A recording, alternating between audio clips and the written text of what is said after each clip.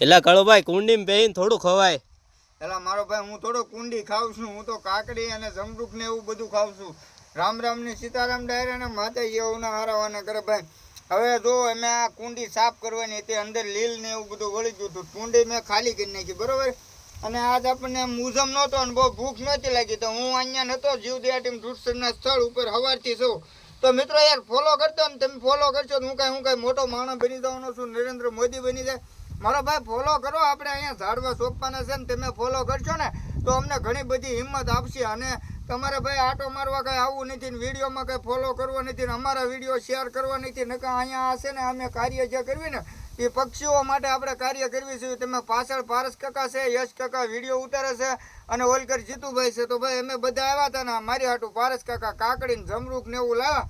તો હું કહું ભાઈ પહેલાં નિરાજે પેટ ભરીને ધરાઈને તડકાનું ખાઈ લાવ, પછી આ કુંડી આપણે સાફ કરી નાખશું અને કુંડી સાફ થઈ જાય ને એનો વિડીયો પણ મૂકી દઈશું.